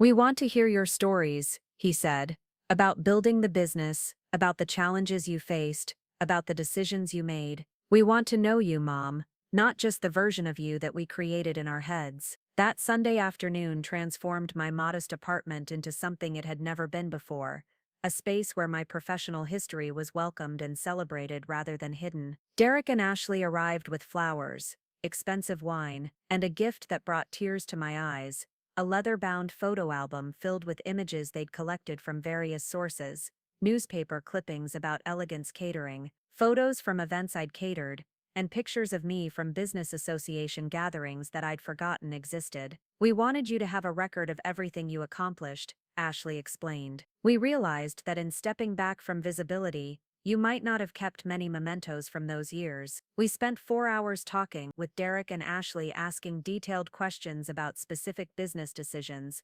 challenging situations I'd navigated, and the personal costs of entrepreneurial success. For the first time in decades, I found myself talking openly about the loneliness of business leadership, the difficulty of making decisions that affected dozens of employees, and the constant pressure of maintaining excellence in a highly competitive industry. "What was the hardest part?" Ashley asked. "Not just the business challenges, but the personal ones." I considered the question carefully. "The hardest part was probably the isolation that comes with leadership, especially as a single mother. I couldn't discuss my business problems with Derek. He was a child, and it wasn't appropriate to burden him with those concerns. But I also couldn't fully relax with friends or romantic interests, because I was always somewhat guarded about revealing the full scope of my responsibilities and stresses." "Is that why you never remarried?" Derek asked. "Because the business made relationships too complicated?" "Partly yes. But also because I was intensely focused on providing stability for you, and I worried that introducing romantic relationships might disrupt that stability." Looking back, I may have been overly cautious, but at the time it felt like the responsible choice. The conversation revealed layers of my experience that I had never shared with anyone, not even Maria Santos or my other close friends from the business. Derek and Ashley listened with an attention and respect that felt transformative, as if they were meeting me for the first time and finding the encounter fascinating rather than burdensome. As the afternoon progressed, Ashley surprised me by revealing her own entrepreneurial ambitions. "I've been thinking about starting my own real estate development company, focusing on sustainable housing projects. After learning about your business philosophy and seeing how you built something from nothing, I'm wondering if you might be willing to mentor me through the process." The request was both flattering and significant.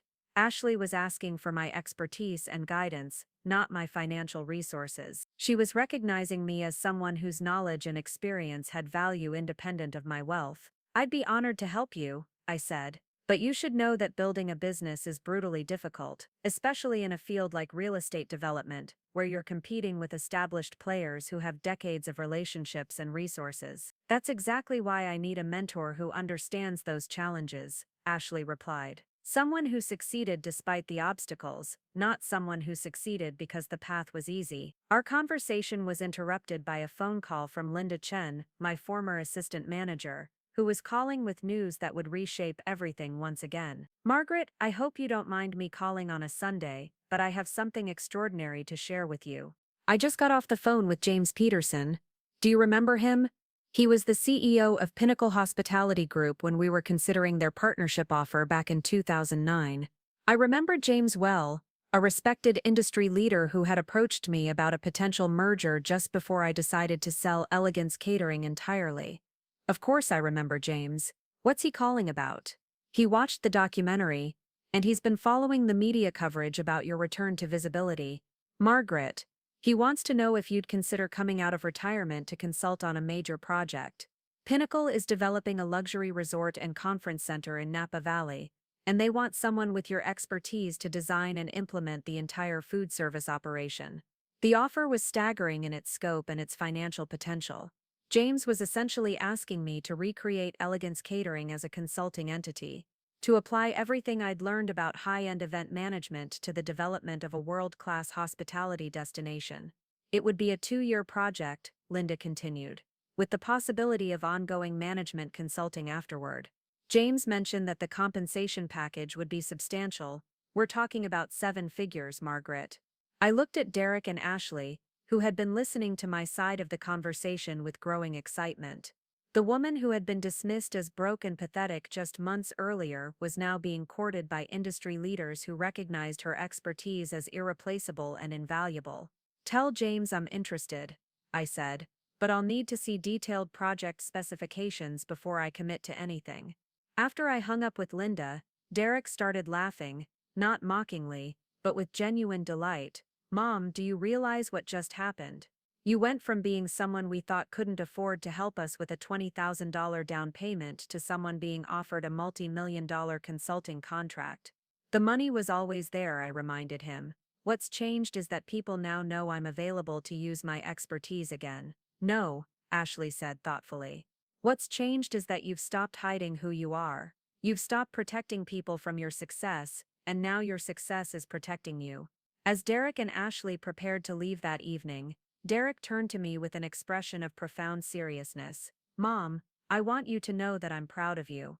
Not just because you're wealthy, not just because you built a successful business, but because you're brave enough to be visible again. You're brave enough to let people see exactly how extraordinary you are. Standing in my doorway, watching them walk to their car, I realized that the woman Derek had once called broke and pathetic had finally fully disappeared. In her place stood Margaret Rose Williams, entrepreneur, consultant, mentor, and mother, no longer invisible, no longer apologetic, and no longer willing to diminish herself for anyone's comfort.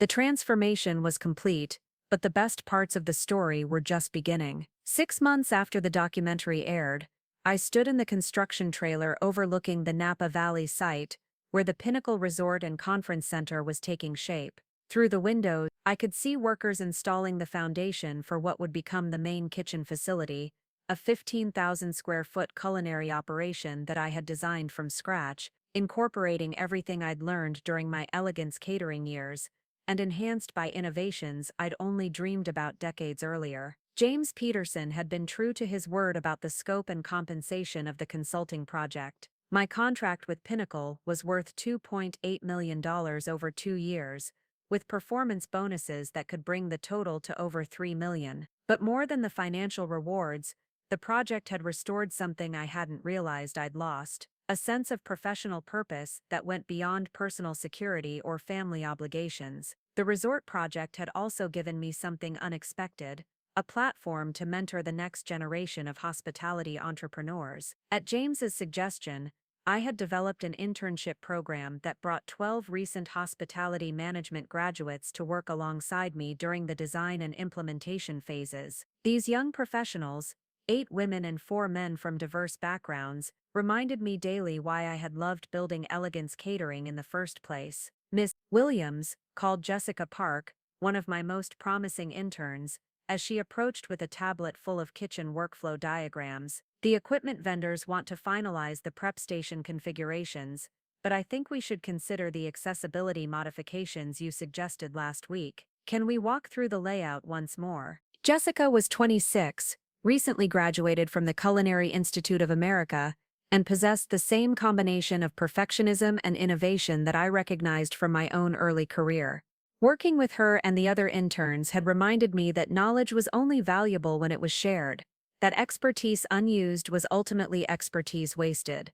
The Napa project had also created opportunities for Ashley's emerging real estate development venture. After 6 months of mentoring sessions where we discussed everything from market analysis to contractor management, Ashley had secured financing for her first sustainable housing project, a 24-unit condominium complex in Costa Mesa that would incorporate environmentally responsible building practices with affordable pricing structures. I never could have navigated the regulatory approvals without your guidance, Ashley had told me during our most recent mentoring lunch. You taught me that success isn't just about having a good idea, it's about understanding every detail of implementation and being prepared for obstacles that nobody warns you about in business school. Ashley's project was scheduled to break ground in 3 months, and she had asked me to serve on her company's advisory board. The invitation represented a complete reversal from the woman who had once polished wine glasses with contemptuous indifference, while her husband berated me for buying lottery tickets. Now she sought my counsel on major decisions and credited my mentorship with her growing confidence as an entrepreneur. Derek's transformation had been equally dramatic, though in different ways. Rather than launching his own business venture, he had channeled his newfound respect for entrepreneurship into his pharmaceutical sales career. His supervisor had promoted him to regional training director after Derek proposed developing a mentorship program that paired experienced sales representatives with recent hires, an idea directly inspired by watching me work with the Pinnacle interns. "I finally understand what you were trying to teach me about the value of work," Derek had said during one of our now regular weekly dinners. "It's not just about earning money to buy things you want, it's about building something meaningful, contributing to other people's success, creating value that outlasts your own involvement." These weekly dinners had become the foundation of our rebuilt relationship. Instead of the tense, obligatory gatherings of the past, our meals together now featured genuine conversations about business challenges, family dynamics, and long-term goals. Derek asked thoughtful questions about my consulting work, shared details about his own professional development, and increasingly treated me as a trusted advisor rather than simply as his mother. The house loan arrangement had worked exactly as I'd hoped. Derek and Ashley had made every payment on schedule, and their mandatory financial planning sessions with Robert Mitchell had evolved into a comprehensive wealth-building strategy that would ensure their long-term security. More importantly, the structure of the loan had taught them to see money as a tool for creating stability rather than as an entitlement to be claimed from family members. "We've saved an additional $15,000 toward the mortgage principal this year," Derek had reported proudly during our last dinner. "Robert thinks we'll be able to pay off the entire loan 2 years early if we maintain this savings rate." But perhaps the most significant change was the way Derek and Ashley now spoke about their own future family planning. Instead of assuming that grandchildren would automatically guarantee them access to my resources, they were building their own financial foundation to ensure they could provide for their future children independently. "We want our kids to see us as people who work hard and make responsible choices," Ashley had explained. "We want them to understand that security comes from what you build, not from what you inherit or what you can convince other people to give you." The memoir project had materialized into a book contract with a major publisher, with publication scheduled for the following spring. My editor, Caroline Walsh, was a sharp-eyed woman in her 50s who specialized in business biographies and had been particularly interested in the family dynamics aspect of my story. "Margaret, what makes your story unique isn't just that you built a successful business," Caroline had explained during our first manuscript review session. "It's that you chose to become invisible and then chose to become visible again. Most successful people fight for recognition throughout their careers. You achieved recognition, deliberately abandoned it, and then reclaimed it on your own terms. That's a fundamentally different narrative arc." The book, tentatively titled Strategic Invisibility: A Business Owner's Journey from Success to Hiding to Empowerment, had generated substantial advance interest from business schools and women's professional organizations.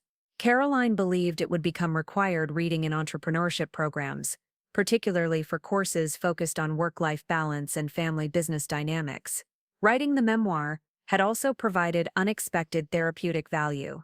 Documenting my decision-making process throughout the years has helped me understand patterns in my behavior that I'd never fully recognized.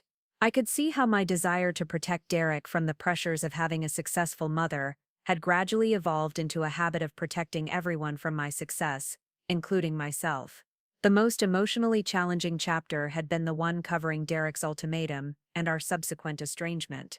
Caroline had pushed me to be brutally honest about the pain of being dismissed by my own son, and about the ways that my long-term invisibility had contributed to his lack of respect for my capabilities and judgment. "Readers need to understand that choosing to be invisible isn't cost-free," Caroline had insisted. "They need to see the real consequences of stepping back from recognition, even when that choice is made with good intentions." The book tour was scheduled to begin in 6 months, with appearances at major business schools, women's conferences, and entrepreneurship symposiums across the country. The speaking bureau that was coordinating my appearances had been enthusiastic about the audience response to my early presentations, noting that my story resonated particularly strongly with women over 50 who were considering career transitions. But the most meaningful recognition had come from an unexpected source. The Orange County Business Hall of Fame had inducted me as part of their annual honors ceremony, recognizing both my original contributions to the hospitality industry and my current mentorship work with emerging entrepreneurs. The ceremony was held at the same Balboa Bay Resort, where Janet Morrison had filmed my documentary interview, bringing my journey full circle. Derek and Ashley attended the induction ceremony, sitting in the front row as I accepted the award and delivered a speech about the importance of visibility and leadership. Watching them applaud as I was introduced as one of Orange County's most influential business leaders felt like a validation that went beyond professional recognition. I spent 15 years believing that the best gift I could give my family was to make my success invisible, I had said in my acceptance speech. What I learned too late was that hiding your achievements doesn't protect the people you love.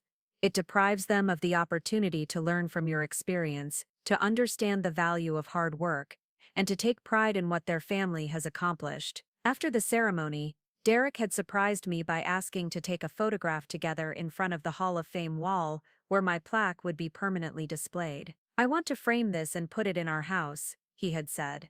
"I want our future children to grow up knowing that their grandmother was someone worth celebrating." The conversation that evening, as we sat on the resort terrace where I'd first begun to reclaim my visibility, had been profound in its emotional honesty. Derek and Ashley both acknowledged that they were still processing the full implications of who I had been before I became invisible, and who I was becoming as I emerged from that invisibility. "I think I'm finally understanding that you weren't hiding from us," Derek had said. "You were hiding from yourself, and when we attacked you for not giving us money, we were essentially attacking you for not being the person you'd pretended to be, rather than celebrating the person you actually were." Ashley had added, "The saddest part is that we could have been learning from you all these years. Instead of seeing you as someone who could fund our dreams, we could have been seeing you as someone who could teach us how to build our own dreams." Now, standing in the Napa Valley construction trailer 6 months later, I reflected on how completely my life had transformed. The woman who had once sat in a modest riverside apartment, dismissed as broke and pathetic by her own son, was now leading a multi-million-dollar project, mentoring young entrepreneurs, writing a book that would influence other business leaders, and maintaining relationships built on mutual respect rather than financial dependency. My phone buzzed with a text from Derek. "Mom, Ashley and I just got pre-approved for a business loan to expand her development company. We used you as a professional reference, and the bank was impressed by your involvement in the project. Thank you for teaching us that the best family support isn't money, it's expertise, guidance, and belief in each other's capabilities." I smiled, remembering Derek, who had once demanded $20,000 as proof of my love for him. The Derek, who sent this text, understood that the most valuable gifts parents can give their children aren't financial. Their knowledge, wisdom, and the confidence that comes from being seen and respected as a complete person. The sunset over Napa Valley painted the sky in shades of gold and purple, and I felt a contentment that had nothing to do with my bank account balance, and everything to do with the relationships I'd rebuilt, and the purpose I'd reclaimed. Margaret Rose Williams was no longer invisible, no longer apologetic, and no longer willing to diminish herself for anyone's comfort. The woman my son had once called broke and pathetic had disappeared entirely, replaced by someone who understood that true wealth isn't measured only in dollars, but in the respect of people who matter, the impact you have on others' success, and the legacy you create through the knowledge you share. I was no longer hiding from my own story. I was finally, fully, living it. The ripple effects of my return to visibility continued to expand in ways I could never have anticipated. 3 weeks after the Hall of Fame induction, I received a call from Dr. Elena Rodriguez, the Dean of Business at Stanford University, inviting me to establish an endowed scholarship program for women entrepreneurs from disadvantaged backgrounds. "Miss Williams, your story has inspired our faculty to reconsider how we approach mentorship in our entrepreneurship programs," Dr. Rodriguez explained during our phone conversation. "We'd like to create the Margaret Williams Fellowship for Emerging Women Leaders, providing not just financial support but ongoing mentorship from successful business leaders like yourself." The opportunity to create lasting impact beyond my immediate consulting work felt like the natural evolution of everything I'd been building since stepping back into visibility. We structured the fellowship to support 5 women annually, providing full tuition coverage plus a living stipend, with the requirement that fellows participate in a year-long mentorship program that I would personally oversee. The first cohort of Margaret Williams Fellows would begin their studies the following fall, and I had already committed to spending 1 week each month on Stanford's campus, conducting seminars on practical entrepreneurship and providing individual guidance to each fellow. The program would also include summer internships at successful businesses, with Pinnacle Hospitality Group already committed to hosting 2 fellows annually. This is your legacy being built in real time, James Peterson had told me when I shared the news about the Stanford Fellowship. 50 years from now, there will be dozens of successful companies led by women who trace their start back to your mentorship and support. The Stanford commitment had prompted me to make another significant decision about my living situation. The modest riverside apartment that had served as my retreat from visibility no longer fit the life I was actively building. After months of consideration, I purchased a home in Saratoga, California, positioning myself within driving distance of both Stanford and the ongoing Napa Valley project. The house was a beautifully restored 1920s craftsman with a separate guest house that I converted into a home office and meeting space for mentoring sessions. The property included mature gardens and a small vineyard, creating an environment where business conversations could happen in settings that felt both professional and personal. Derek and Ashley's reaction to my move had been telling. Instead of asking about the cost of the property or expressing concern about my spending, they had focused on how the new location would support my professional goals and personal well-being. "Mom, this house is perfect for who you are now," Ashley had said during their first visit to the Saratoga property. "It's elegant without being ostentatious, it's functional for your work, and it feels like a place where important conversations happen." Their response highlighted how fundamentally our relationship dynamics had shifted. They now saw my financial decisions as reflections of strategic thinking rather than evidence of hidden resources they might access. More importantly, they viewed my choices through the lens of what would serve my purposes, not what might benefit them. The memoir writing process had also led to an unexpected collaboration opportunity. Caroline Walsh, my editor, had introduced me to Dr. Michael Chen, a psychology professor at UCLA, who specialized in family wealth dynamics and intergenerational relationships. Michael was researching patterns in how successful parents navigate relationships with adult children, particularly around issues of financial independence and inherited privilege. "Your case is fascinating because you chose invisibility and then chose to emerge from it," Michael had explained during our first research interview. "Most families dealing with wealth-related conflicts never get the opportunity to reset their dynamics the way you and Derek have done." Michael had asked permission to document our family's journey as a case study for his upcoming book about healthy wealth transfer practices. The project would involve quarterly interviews with Derek, Ashley, and me over the next 2 years, examining how our relationship continued to evolve as we all adapted to new roles and expectations. "The goal isn't to hold your family up as a perfect example," Michael had clarified. "It's to show other families that destructive patterns can be changed, that relationships damaged by money conflicts can be rebuilt on healthier foundations."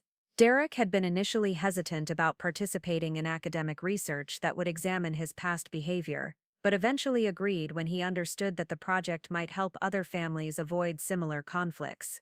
"If sharing our story can prevent other people from making the mistakes I made, then I think we should do it," he had decided.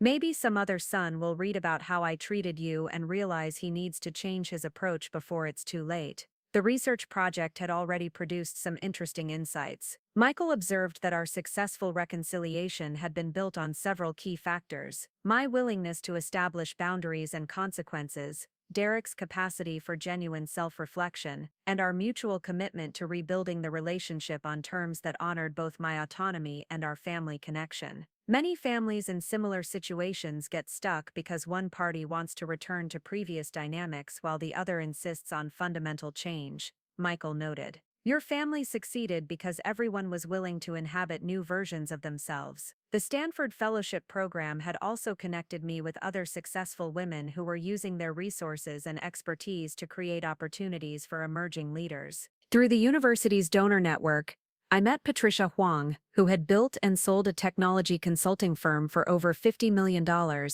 and Dr. Sarah Williams, no relation, who had developed breakthrough medical devices and now funded research scholarships for women in STEM fields. These women became an informal support network as we navigated the unique challenges of being highly successful women who had chosen to step back from visibility and were now re-engaging with public leadership roles. Our monthly dinners in San Francisco became opportunities to discuss everything from investment strategies to family dynamics to the responsibilities that came with having platforms to influence younger generations. The hardest part about becoming visible again, Patricia Huang had shared during one of our dinners, is accepting that people will have opinions about your choices, your lifestyle, your priorities. When you're invisible, you control the narrative completely. When you step back into public view, you lose that control. Her observation resonated deeply with my own experience. The documentary and subsequent media coverage had generated not just admiration, but also criticism from people who questioned my decision to live modestly despite my wealth, my choice to step back from business leadership, and my approach to family financial support. Some online commentators had suggested that I was hoarding wealth by not living more lavishly or giving more generously to charity. Others criticized my decision to structure Derek's house loan as a loan rather than a gift, arguing that wealthy parents should support their children unconditionally. But I had learned to view these criticisms as information rather than judgment. People's reactions to my choices revealed their own assumptions about wealth, family obligations, and the responsibilities of successful individuals. The criticism didn't change my conviction that the choices I'd made were right for my family's specific situation. The most meaningful validation came from the young entrepreneurs I was mentoring through various programs. These emerging leaders understood intuitively that success required both resources and wisdom, that money without strategic thinking was often wasted, and that the most valuable gifts experienced leaders could provide were knowledge, connections, and guidance, rather than simply financial support. Jessica Park, my most promising intern from the Napa project, had recently secured funding to launch her own catering company focused on sustainable, locally sourced cuisine. She credited our mentoring relationship with teaching her not just operational skills, but also the strategic thinking required for long-term business success.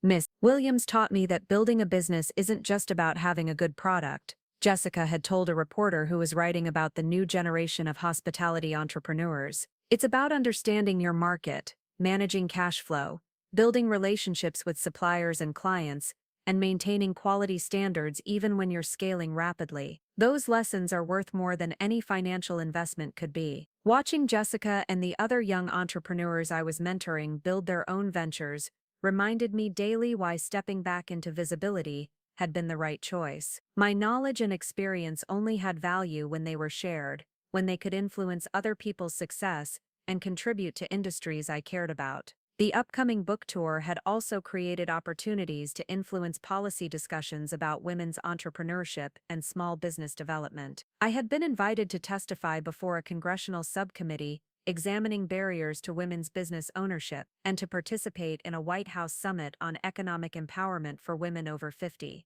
These invitations represented a level of influence and platform that I could never have imagined during my years of invisibility. The woman who had once been dismissed as broke and pathetic was now being consulted by policymakers who recognized that her experience and insights could contribute to national conversations about economic opportunity and entrepreneurship. As I sat in my Saratoga home office on a quiet evening, reviewing notes for my upcoming congressional testimony, I felt a profound sense of completion. The journey from invisibility to empowerment had been painful, challenging, and ultimately transformative, not just for me but for everyone in my family. Derek called that evening, as he did every Wednesday, to check on my week and share updates about his and Ashley's projects. Our conversations had evolved into genuine exchanges between adults who respected each other's expertise and valued each other's perspective. "Mom, I've been thinking about something," Derek said toward the end of our call. "Do you ever regret the years when you were invisible? Do you wish you had stayed visible throughout that whole period?" It was a thoughtful question that went to the heart of everything I'd learned about choices, consequences, and the complex relationship between success and family dynamics. "I regret some of the consequences of that choice," I answered, honestly. "I regret that you grew up not fully understanding what I had accomplished, and I regret that my invisibility may have contributed to you undervaluing entrepreneurship and hard work. But I don't regret the choice itself, because it was made with love and good intentions, and because it ultimately led us to where we are now." Which is where exactly?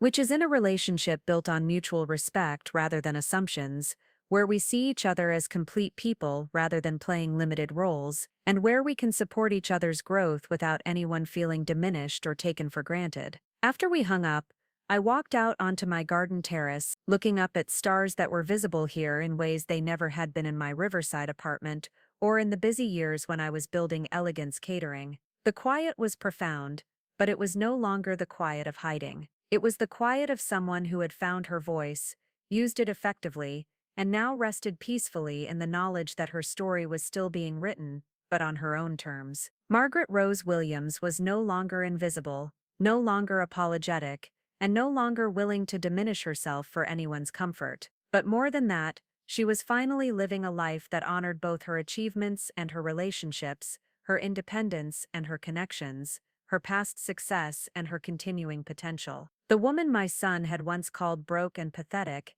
had become someone even she was proud to be. 3 months later, an unexpected phone call would test everything I'd built and learned about family, money, and the delicate balance between generosity and enabling. The caller was my sister Helen, whom I hadn't spoken to in over 2 years, calling from Phoenix with news that would challenge my newfound boundaries in ways Derek's demands never had. "Margaret, I know we haven't talked much lately, but I need your help." Helen's voice carried the familiar edge of desperation that had characterized our relationship since childhood. "Robert lost his job 6 months ago, and we're about to lose the house. I saw that documentary about you, read the articles about your success, and I know you've got money now. I need $50,000, and I need it fast." Helen had always been the sibling who struggled, who made impulsive decisions and then expected family members to rescue her from the consequences. At 71, she was 2 years older than me but had never developed the financial discipline or strategic thinking that building a business requires. Her husband Robert was a decent man but prone to get-rich-quick schemes that invariably failed.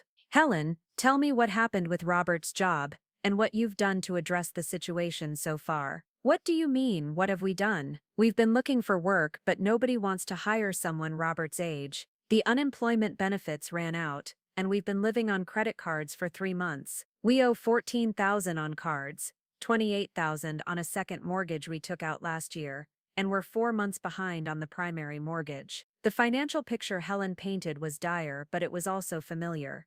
Throughout our adult lives, she and Robert had lurched from one financial crisis to another, always finding ways to spend more than they earned, always assuming that somehow things would work out without requiring fundamental changes to their approach. "Have you spoken with a financial counselor? Have you considered selling the house and moving somewhere more affordable? Have you looked into senior employment programs or consulting opportunities based on Robert's work experience?" "Margaret, we don't have time for all that planning stuff. We need money now, or we lose everything. You've got $14 million sitting in the bank, 50,000 is nothing to you, but it's everything to us." The conversation continued for 20 minutes, with Helen becoming increasingly frustrated by my questions and increasingly insistent that immediate financial rescue was the only solution worth discussing. When I suggested that I might be willing to help them develop a comprehensive financial recovery plan rather than simply writing a check, she became openly hostile. "You've turned into one of those rich people who thinks poor people deserve their problems," she accused. "I'm your sister Margaret. Family is supposed to help families, not lecture them about financial planning when they're desperate." After Helen hung up in anger, I sat in my Saratoga garden for a long time, thinking about the parallels between her approach and Derek's original demand for house money. Both had assumed that my wealth created obligations to solve their problems immediately and completely. Both had interpreted questions about their situations as evidence of selfishness rather than attempts to provide more effective help. But there was also a crucial difference. Derek had been willing to examine his assumptions and change his approach when confronted with new information. Helen seemed determined to maintain her victim narrative and to cast me as the villain for not conforming to her expectations about how wealthy siblings should behave. I called Dr. Michael Chen, the UCLA psychology professor who was documenting our family's journey, to discuss how to handle Helen's situation in ways that were both generous and responsible. "What you're dealing with is a classic example of how families struggle with different approaches to money and problem solving," Michael explained. "Helen sees your wealth as a resource she's entitled to access in emergencies. You see your wealth as a tool that should be used strategically to create lasting solutions rather than temporary fixes. But she's my sister, and she's genuinely in a difficult situation. I don't want to be callous about her problems. You're not being callous by asking questions about how she got into this situation and what changes she's willing to make to avoid repeating it. In fact, you'd be doing her a disservice by providing money without addressing the underlying patterns that created the crisis. Michael suggested that I develop a comprehensive proposal for Helen and Robert, offering significant financial assistance coupled with requirements for financial counseling, budget management, and lifestyle changes that would prevent future crises. The goal is to help them become financially stable, not just to postpone their problems for a few months. I spent the next week developing what I privately called the Helen Plan, a detailed strategy that would address their immediate crisis while building long-term stability. The plan included immediate payment of their overdue mortgage and credit card debts, funding for a financial counselor and career transition specialist, and a monthly stipend for 2 years while they implemented changes to their spending and earning patterns. The total cost would be approximately $120,000, more than double what Helen had requested, but structured to create lasting change rather than temporary relief. The plan also included quarterly reviews to ensure they were meeting their commitments to budget management and career development. When I called Helen to present the proposal, her initial reaction was enthusiasm about the larger dollar amount, followed by resistance to the conditions and oversight requirements. "Why can't you just give us the money and trust us to handle it responsibly?" she demanded. "All this counseling and review stuff makes it feel like you don't trust us." "Helen, I'm offering to invest significantly more money in your situation than you asked for, but I want that investment to solve your problems permanently, rather than temporarily. If you're not willing to work with professionals to address the patterns that created this crisis, then any money I provide will just delay the next crisis." The conversation devolved into another argument, with Helen accusing me of being controlling and condescending, and me insisting that effective help required addressing root causes, rather than just symptoms. We agreed to continue the discussion after Helen had time to consider the proposal with Robert. Derek's reaction when I told him about Helen's situation was illuminating in terms of how much his perspective had changed. Instead of focusing on the dollar amounts involved or questioning whether I should help Helen at all, he immediately understood the strategic thinking behind my approach. "You're doing exactly what you did with Ashley and me," he observed. "You're offering help that comes with expectations for growth and change, rather than help that just maintains the status quo. It's uncomfortable for the person receiving it, but it's actually more generous in the long run." "Do you think I'm being too harsh with Helen?" "I think you're being exactly as generous as someone should be when they genuinely want to solve a problem, rather than just making it temporarily go away. The question is whether Helen is ready to receive that kind of help." Ashley, who had become an increasingly trusted advisor on family financial matters, offered a different perspective when I discussed the situation during one of our mentoring sessions. "Margaret, I think you need to consider the possibility that Helen may not be ready for the kind of comprehensive help you're offering.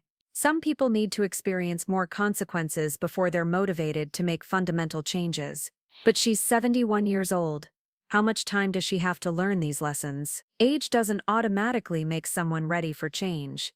I was 32 when you offered to help with our house, and I almost wasn't ready for the growth that required. Helen may need more time, or more consequences, before she's willing to do the work that lasting change requires." The Stanford Fellowship Program had also presented challenges that tested my commitment to principled mentorship, rather than simple financial support. One of the first-year fellows, Maria Santos, not to be confused with my former employee, had been struggling academically and had approached me about additional financial support to reduce her part-time work hours so she could focus more completely on her studies. "Miss Williams, I know the fellowship covers tuition and basic living expenses, but I'm still working 20 hours a week to pay for things like professional clothes, networking events, and the extra materials I need for my thesis research. If I could get another $1,000 a month, I could quit the part-time job and really excel in the program." Maria's request was reasonable on its surface, and I could easily afford the additional support she was asking for.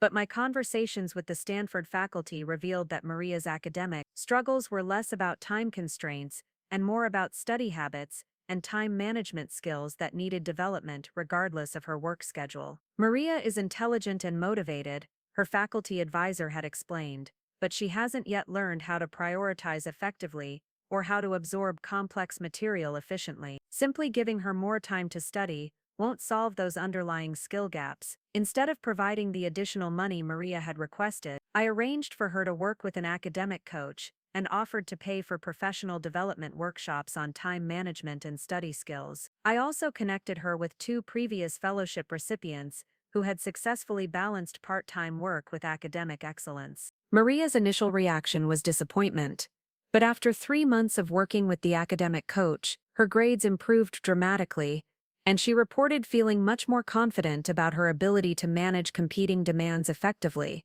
I realize now that what I really needed wasn't more money, she told me during one of our quarterly mentoring sessions. I needed better systems and skills. The additional money would have been a temporary fix, but the coaching you arranged has given me capabilities I'll use for the rest of my career. These experiences with Helen and Maria reinforced my growing understanding that effective mentorship and family support required constant attention to the difference between enabling and empowering, between solving problems temporarily and building capacity for long-term success. The memoir publication had generated speaking requests from organizations dealing specifically with these dynamics. I was invited to address a conference of family wealth advisors about strategies for helping affluent families navigate intergenerational conflicts, and to speak at a symposium for nonprofit leaders about sustainable approaches to philanthropic giving. What makes Margaret Williams' story compelling to our audience, explained Jennifer Morrison, the conference organizer for the Wealth Advisors event,